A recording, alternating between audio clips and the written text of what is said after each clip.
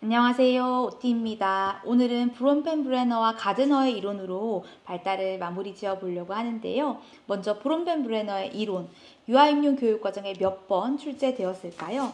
1998년, 2009년, 2013, 16, 21, 25 이렇게 교육과정에는 6번 출제가 되었네요. 출제된 내용들을 한번 살펴보시면 생태학적 체계 이론 안에 있는 각각의 체계들을 잘 이해하고 계신다면 쉽게 풀 수 있는 문제들로 출제가 되었고, 그래서 우리는 이 키워드와 설명을 잘 정리해 두시는 것과 더불어서 이 지문들을 잘 분석해서 지문 안에서 나올 법한 문제를 한번 예측을 해보도록 하겠습니다. 네, 그러면 키워드 살펴보도록 할게요. 생태학적 체계 이론, 유아의 발달을 설명하는데 왜 생태학이라는 용어를 사용했을까요? 생태학은요, 생물과 생물 사이의 관계, 생물과 환경 사이의 상호작용을 연구하는 분야예요. 꿀벌을 한번 예로 들어볼까요? 꿀벌의 삶을 잘 이해하려면 꿀벌을 둘러싼 환경을 잘 봐야 됩니다. 꿀벌이 직접적으로 상호작용하는 꽃들, 그리고 꿀벌의 삶에 간접적인 영향을 미치는 기후 환경들, 이런 것들이 있을 텐데요. 그것처럼 발달을 바라볼 때요, 유아만 보는 것이 아니라 유아를 둘러싼 여러 체계들을 같이 보는 거예요. 그 상호작용 속에서 유아가 발달한다라고 보고 있는 것이 생태학적 체계 이론이에요. 그래서 설명을 한번 읽어보시면 유아가 경험하는 직접적, 간접적인 환경과의 상호작용에 의한 발달이다 라고 보시면 되겠고요. 발달을 굉장히 맥락적으로 보고 있는데 여기서 중요한 거는 유아가 수동적인 존재는 아니라는 거예요. 유아가 환경에 영향을 받기도 하지만 환경에 영향을 미치기도 하는 존재다라는 것을 이해해 두시면서요. 각각의 체계들을 잘 암기해 두셔야 되겠는데요. 첫 번째 미시체계입니다. 미시체계는요. 유아가 직접적으로 상호작용하는 환경이에요. 교사, 친구, 선생님 직접적으로 상호작용하죠. 그래서 지문에서 어떤 이런 미시체계가 뭔지 찾아라 라고 하면 선생님이나 친구 이런 직접적 상호작용의 환경을 찾으시면 되겠고요. 혹은 선생님을 밑줄 그어놓고 이 체계가 어떤 체계인지 설명해라 라고 하면 미시체계, 유아가 직접적으로 상호작용하는 환경이다 이렇게 적을 정도로 암기를 해두시면 되겠고요. 중간 체계는 뭐냐면요. 미시체계와 미시체계의 관계예요. 이것도 유아의 발달에 영향을 미친다라는 것이죠. 예를 들어서 부모님, 엄마는 미시체계죠. 그리고 선생님도 직접적 상호작용하는 미시체계입니다. 그런데 이 엄마와 선생님과의 관계가 유아의 발달에 영향을 미치죠. 예를 들어서 유아의 엄마가 선생님을 굉장히 신뢰해요. 선생님도 가정연계의 중요성을 알고 적극적인 교육적 소통을 해요. 이러한 관계를 가지고 있다면 유치원과 가정은 일관된 교육을 할 수 있을 것이고 그것이 유아의 발달에 분명히 긍정적인 영향을 미칠 거예요. 그런데 반대로 유아의 보호자님이 선생님을 신뢰하지 못해요. 선생님도 적극적인 교육적인 소통을 하고 싶어 하지 않고 있어요. 그렇다면 어떨까요? 이런 단절된 관계 속에서 유아에게 긍정적인 발달에 영향을 미칠 수 없겠죠. 그래서 이런 미시체계와 미시체계의 관계, 이 중간 체계가 유아의 발달에 영향을 미친다라고 보시면 되겠고요. 외체계는요, 유아가 직접 참여하지는 않지만 간접적으로 영향을 받는 환경이에요. 예를 들어서 대표적인 것이 이 기출에 나왔던 부모의 직장이 있는데요. 부모님께서 늦게 퇴근하게 되시는 거예요. 그래서 이 방과 과정 이후에 저녁 돌봄이 필요하거나 혹은 다른 케어 돌봄 서비스를 받아야 하는 상황이 발생하겠죠. 그래서 유아가 부모님의 직장에 직접적인 어떤 소통을 하는 것, 직접적인 참여를 하는 건 아니지만 유아의 삶에, 유아의 발달에 간접적인 영향을 주기 때문에 이것은 외체계라고 보시면 되겠고요. 거시체계는요, 아주 넓은 체계잖아요. 사회문화, 이념, 법, 제도처럼 이런 사회 전반의 어떤 가치나 이념 이런 것들이 나오면 거시체계라고 보시면 돼요. 어른을 공경하는 문화, 인사하는 문화 이런 것들 다 유아에게 영향을 미치는 거시체계죠. 유아교육법, 개정놀이과정, 거시체계죠. 교육과정이 어떻게 개정되느냐에 따라서 유아가 놀이하고 활동하고 생활하는 것에 영향을 줍니다. 그래서 이런 거시체계의 예시들도 기출문제에 나왔었고 앞으로도 충분히 나올 수 있습니다. 시간책에는요, 유아의 전생에 걸친 변화, 사회 역사적인 환경의 변화 같은 예시들이 나오면 시간체계구나라고 정리를 해두시면 되는데요. 예를 한번 살펴볼까요? 부모의 이혼. 부모님의 이혼은 유아의 전생에 걸쳐서 영향을 미치는 시간체계에 포함이 되죠. 코로나19. 우리 코로나19 때 마스크 많이 썼죠. 그래서 유아 코로나 베이비들이 언어 발달이 조금 느리다라는 그런 연구 결과들도 있는데요.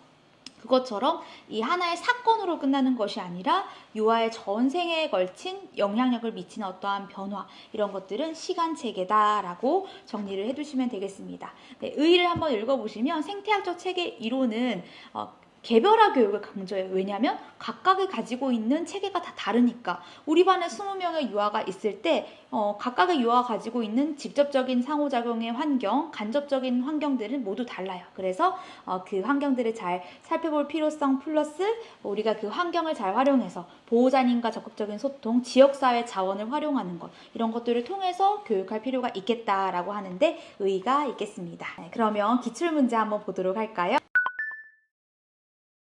네, 기출문제 보도록 할게요. 1998년 부모의 직장, 형제가 다니는 학교, 지역사회 단체 등은 유아를 둘러싼 여러 형태의 사회 생태계 중에 어디에 속하는가? 네, 어디인가요? 어디에 속하나요? 외체계에 속하죠.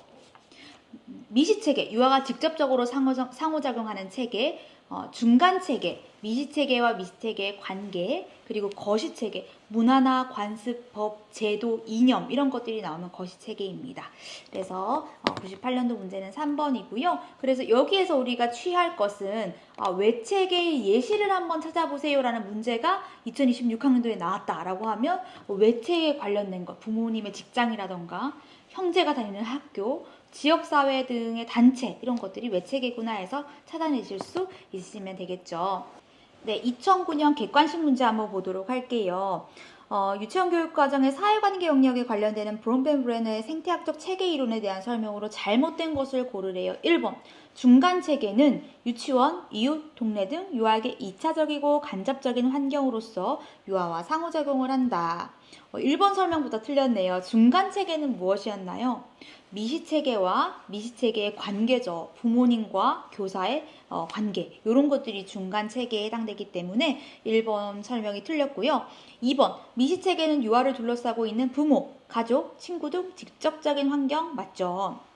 3번, 시체계, 시간체계는요, 개인의 전생에 걸친 변화와 사회 역사적인 환경의 변화이며 유아의 발달과 행동에 영향을 미친다. 네, 맞는 설명이고, 4번, 유아를 둘러싸고 있는 직접적 환경으로부터 문화적인 환경에 이르기까지 인간 발달에 영향을 미치는 환경 체계의 범위를 설명하고 있다. 그렇죠. 생태학적 체계 이론은 유아만 보지 않아요. 유아를 둘러싸고 있는 직접적 환경, 저기 거시체계인 문화적 환경까지 설명하고 있는 이론이고요. 5번, 거시체계는 미시체계, 중간체계, 외부체계에 포함된 모든 요소 외에 문화, 관습, 법 등 사회문화적인 환경을 포함한다. 그래서 정답은 1번 체크하시면 되겠고요. 2013년 A-6번 문제입니다. 햇님반의 사례가 나오고 있고요. 1번 세부 문항을 한번 보면 브론펜브레너의 생태학적 체계 이론을 근거로 지연이 미시체계와 거시체계에 해당하는 것을 각각 찾아 한 가지씩 쓰시오. 단답 문제네요. 지연이 미시체계, 지연이의 거시체계를 한번 찾아보고요. 2번, 위 사례에서 지연이의 외체계에 해당하는 것은 무엇이고 이것이 지연이의 유치원 생활에 미친 영향은 무엇인지 각각 찾아 한 가지씩 쓰시오.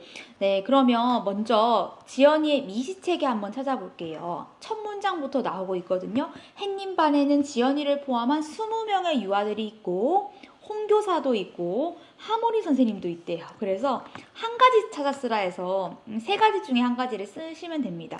햇님반 친구들, 햇님반 유아들, 홍교사, 하모니 선생님 다 지연이의 미시체계고요. 이어서 바로 거시체계가 나오고 있어요. 우더른을 공경하는 우리나라 문화의 영향으로 문화, 관습, 법, 제도 이런 것들이 나오면 거시체계다라고 정리를 해두시라고 말씀드렸죠. 그래서 거시체계는 우더른을 공경하는 우리나라 문화 이렇게 하시면 되겠습니다. 그리고 쭉 읽어보시면 이제 지금 교사와 지연이 어머님 사이의 관계성이 나오고 있어요. 유치원 홈페이지에 지연이 생일 사진 올렸는데 이제 사진이 마음에 안 든다라고 하면서 이제 교사가 부모님을 좀 불편해하고 부모님도 좀 언짢아하는 이런 상황이 나오고 있어요. 이런 상황은 무엇인가요? 중간 체계죠. 지금 교사와 지연이 어머님 사이의 관계성에 대한 사례가 나오고 있어요. 이건 중간 체계이고, 그리고 밑에서 두 번째 줄을 보시다 보면 며칠 전부터 지연이의 하원 시간이 바뀌었대요. 어머니의 직장 일 때문에 저녁 8시, 7시에 하원하게 됐다. 그래서 외체계에 해당하는 것은 어머니의 직장이라고 쓰시면 되고, 이것이 지연이 유치원 생활에 어떤 영향을 미쳤나요? 어머니의 직장일 때문에 1시간 늦게 하원하게 된 것이 지연이의 생활에 영향을 미치게 된 것이죠. 그래서 각각 찾아서 쓰는 문제라서 아주 쉬운 문제였다라고 보시면 되겠고요. 2016년 A-1번 문제를 보도록 할게요. 네, 가정통신문이 나와 있고 기억에서 나타난 발달 이론 쓰고 그 이론에서 지칭하는 니은, 용어를 쓰래요. 기억 읽어봅시다. 아이들이 몸담고 있는 가족과 지역사회, 문화와 같은 환경과 아이들의 관계는 매우 중요합니다. 환경과 유아의 관계로 발달을 설명하는 이론 뭔가요? 생태학적 체계 이론. 그래서 기억은 생태학적 체계 이론 쓰시면 되겠고, 네, 기억에 따라서 이 유치원에서는 3주에 걸쳐서 지역사회 기관이 하는 일을 알아보기 위해서 우체국과 도서관, 소방서 등 아이들에게 친숙한 기관을 방문할 계획이래요. 지역사회 자원을 잘 활용하고 있네요. 이 기관들은 우리원 아이의 학부모님이 근무하는 곳이고 견학을 통해 부모님의 직업세계를 구체적으로 살펴보는 기회를 가질 것입니다. 이런 지문들도 선생님들께서 잘 읽어두시는 것이 중요한 것이 생태학적 체계이론이 문제가 나왔어요. 그런데 체계를 찾으라고 한 것이 아니라 이 생태학적 체계 이론에 근거해서 교사의 교육적인 지원 예시를 한 가지 써라. 어떻게 교육적 지원할지 써라 하면 이런 예시들을 쓰시면 되겠죠. 지역사회를 활용한 예시, 교사가 이런 생태학적 체계 속에서 교육적인 지원을 한 예시, 그런 것들을 쓰시면 되겠습니다. 니은, 부모님이 일하는 직장을 직접 방문함으로써 부모님이 일하는 직장 무엇이었나요? 유아가 직접 참여하진 않지만 간접적인 영향을 주는 외체계였죠. 그래서 니은은 외체계라고 쓰시면 되겠습니다. 2021년 문제, 브롬펜브레너의 생태학 이론에 근거해서 기억에 해당하는 체계의 명칭을 쓰고 그 개념을 설명하래요. 자, 너 지금 뭐해? 했더니 휴지로 멋진 눈길을 만드는 중이야. 엄마 친구가 휴지로 작품을 만드셨다고 들었어. 나도 TV에서 그런 전시회 본 적 있어. TV에서 전시회를 본 것 외체계죠. 유아가 직접적으로 참여하지 않지만 간접적으로 영향을 받았어요. 그래서 외체계 쓰시면 되고 설명은 유아가 직접적으로 참여하지 않지만 영향을 받는 체계이다라고 설명을 해주시면 되겠습니다.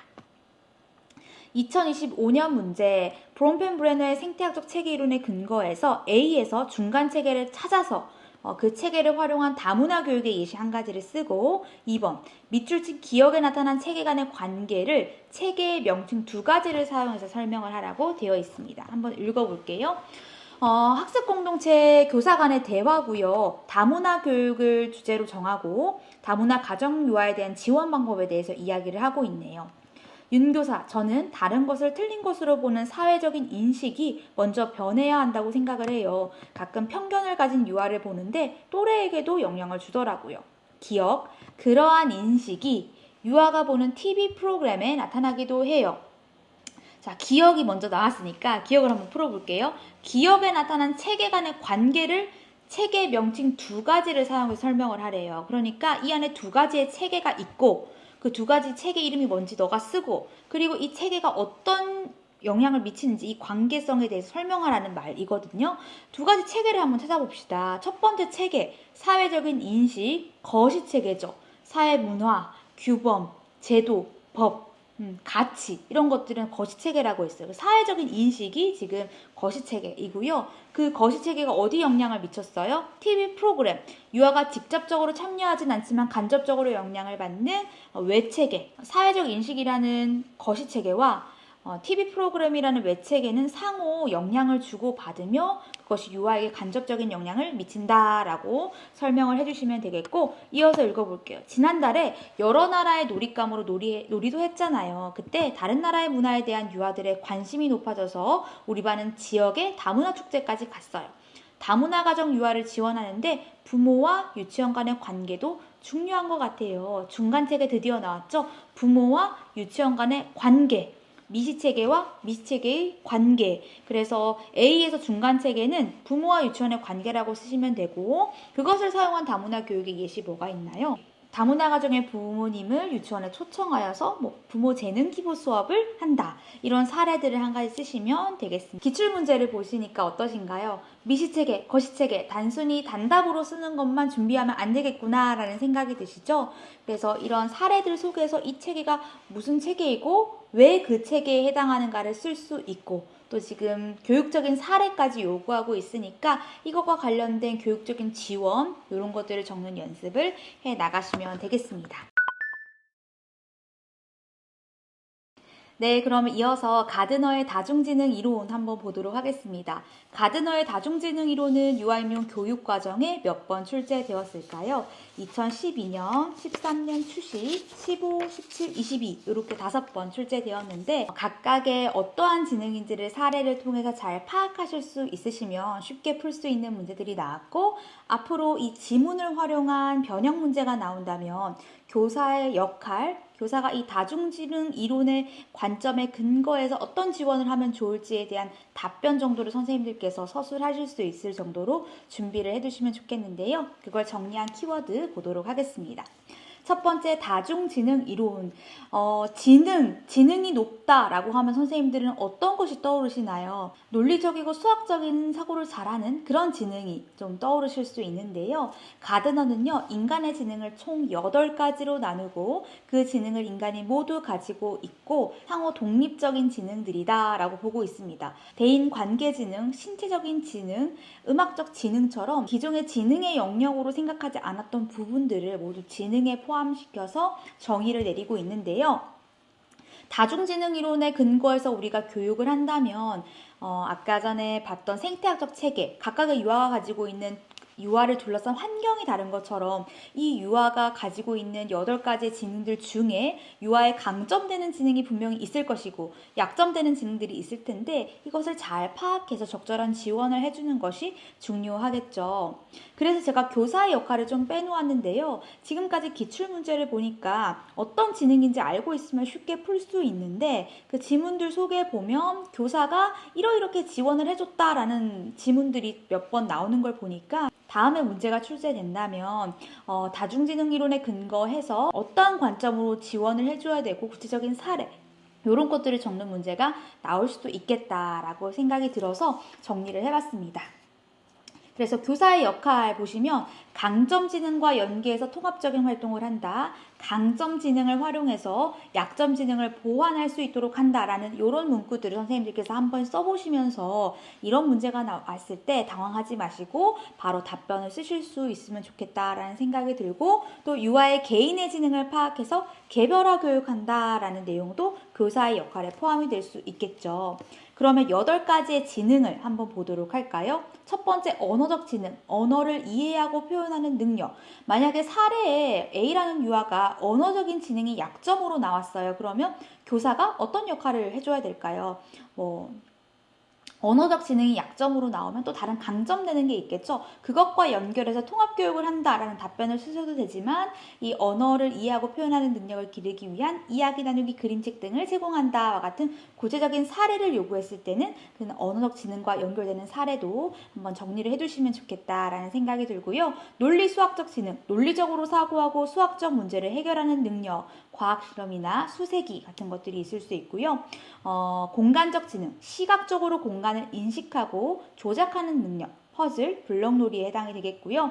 음악적 지능, 음악을 인식하고 표현하고 창조하는 능력, 악기 연주를 하거나 음악 감상 활동을 좀 지원을 하거나 리듬 활동 이런 것들이 교사의 역할 지원이 될 수 있겠고요. 신체 운동적 지능 지원을 위해서는 신체 표현, 체육 활동 같은 것들을 할 수 있을 텐데요. 신체를 조절하거나 신체를 활용해서 문제를 해결하거나 표현하는 이런 사례가 나오면 이것은 신체 운동적 지능이다라고 찾아서 쓰시면 되겠습니다. 대인관계 지능이 좀 많이 출제가 되었는데요. 대인관계 지능은 다른 사람들의 감정, 동기, 욕구 등을 이해하고 상호작용하는 능력이겠고, 역할놀이 같은 것들이 대표적으로 대인관계 지능을 높일 수 있는 교육적 지원이겠죠.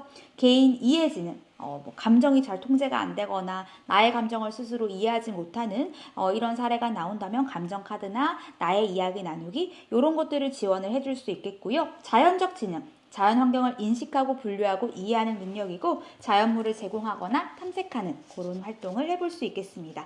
그래서 선생님들께서 요거 무슨 지능인지 키워드는 정확하게 암기해 두셔야 되고 유아의 강점 지능과 약점 지능 사례가 나왔을 때 교사가 이것을 통합적인 교육으로 지원해준다는 것, 유아의 개별화 교육을 해야 된다는 것, 그리고 플러스 구체적인 사례, 언어적 지능을 높이기 위한 교사의 교육적인 지원 사례 이런 것들도 한번 정리를 해두시면 좋을 것 같습니다. 그러한 구체적인 사례를 제가 적어둔 이유는 아까 생태학적 체계 이론에서 느끼셨죠? 생태학적 체계 이론의 2025학년도 문제를 보면 이전까지는 그냥 어떤 체계인지를 쓰고 설명하는 것으로 끝났는데 2025학년도에는 구체적으로 그 체계를 활용해서 어떤 교육적 활동을 할지에 대한 그러니까 그 체계를 활용한 예시를 써라.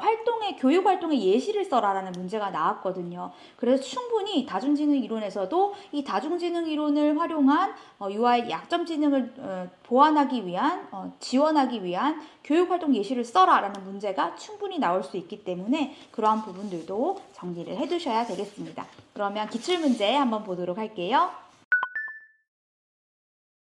네, 그러면 이어서 기출문제 한번 보도록 하겠습니다. 김 교사가 유아 활동 상황을 관찰하고 분석해서 알게 된 준서의 특징이 가에 나와 있대요. 그래서 김 교사가 이 관찰한 것을 기초로 가드너의 다중지능 이론에 따라서 준서를 지도하려고 한대요.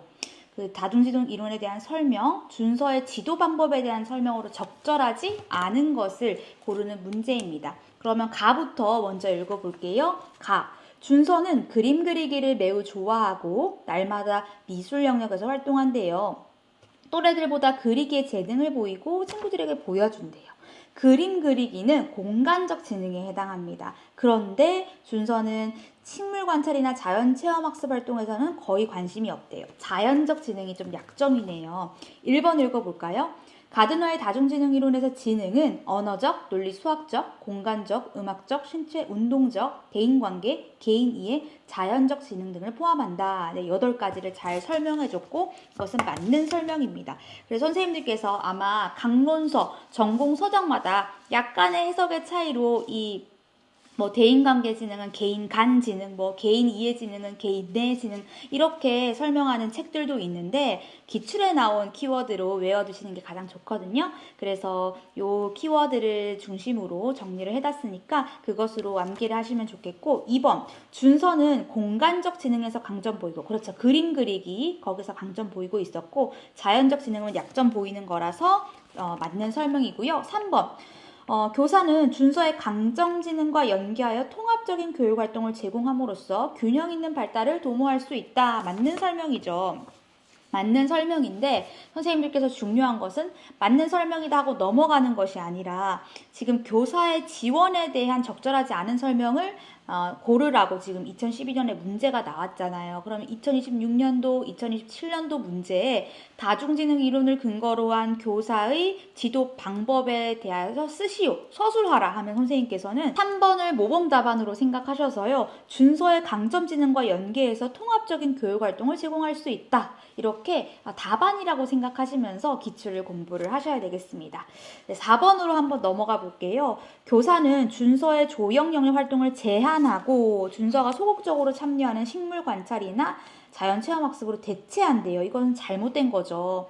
교사의 교육적 지원 어떻게 하나요? 통합적인 활동으로 강점을 좀 살려서 약점을 보완해야 되는데 강점되는 것을 못하게 하고 약점되는 것을 억지로 하게 하는 것은 적절하지 않겠죠. 그래서 4번이 적절하지 않은 설명이고요. 5번 이어서 한번 보도록 할게요.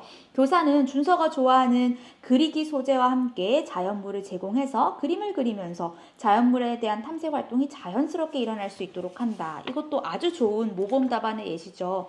예를 들어 문제에 질문이 이렇게 나왔어요. 구체적인 예시를 한 가지 쓰시오. 교사가 다중지능 이론에 근거해서 준서의 약점 지능을 살릴 수 있는 구체적 활동 예시를 한 가지 쓰시오. 우리 2025학년도의 생태학적 체계 이론 문제처럼 예시를 하나 쓰라 하면 3번, 5번과 같은 답안이 모범 답안이다 라고 생각을 하시고 정리를 해두시고 2013년 추시 문제 보도록 할게요. 전월이 하나 나와 있고 니은에 들어갈 용어랑 그 이론에 해당하는 지능 한 가지를 쓰라고 되어 있는 단답식 문제네요.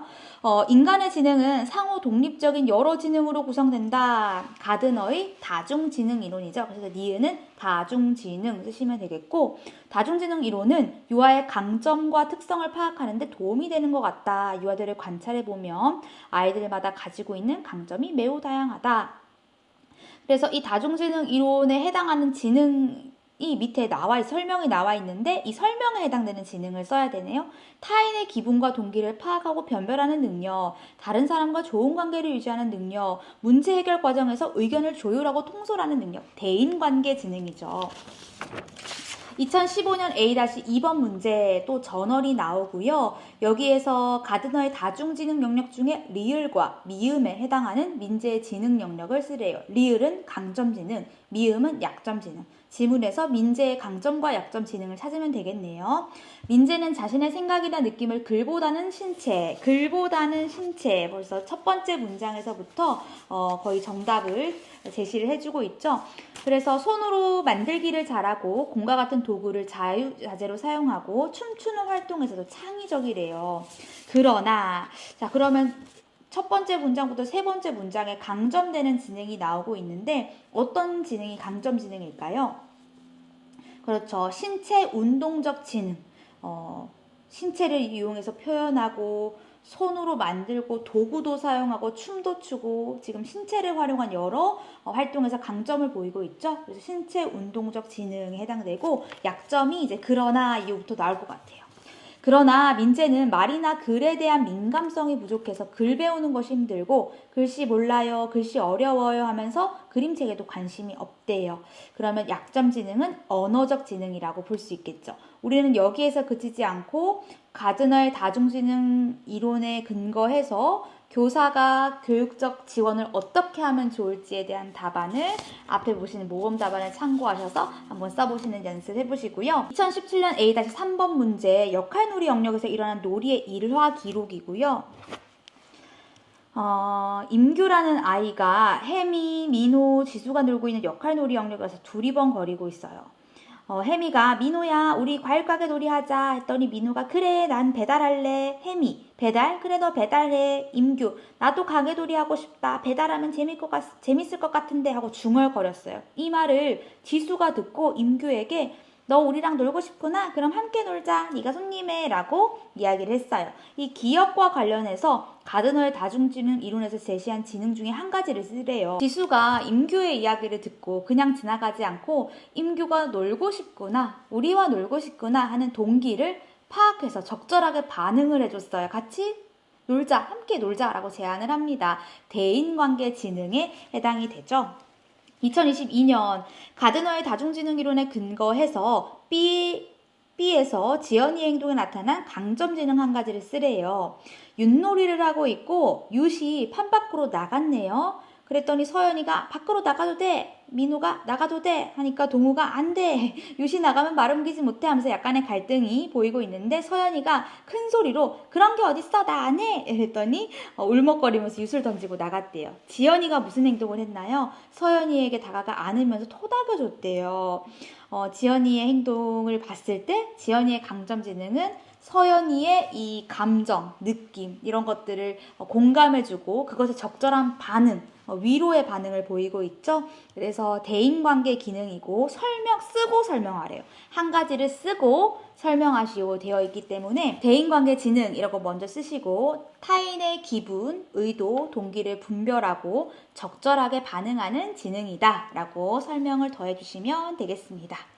네, 오늘 이렇게 브롬펜브레너의 이론과 가드너의 이론으로 발달 파트를 정리해 보았는데요. 선생님들께서 기출에 나온 키워드를 근거로 이것만은 포기하지 말자 하면서 꼭 정리를 해두시고 기출에 나온 지문이나 보기들이 우리가 써야 할 모범 답안이 될 수 있다는 것을 기억을 해두시면서 시험 치는 날까지 기출은 절대로 끝까지 놓치지 마시고 또 이 암기 노트도 절대로 끝까지 놓치지 마시고 이건 정말 기본이다. 이 문제는 틀리면 안 된다. 이 키워드가 정답으로 요구되거나 이 키워드가 문제로 나왔을 때 틀리면 안 된다라는 생각으로 제가 정리해드린 노트들은 꼭 잘 숙지를 해두시기를 바랍니다. 네, 오늘도 수고 많으셨습니다.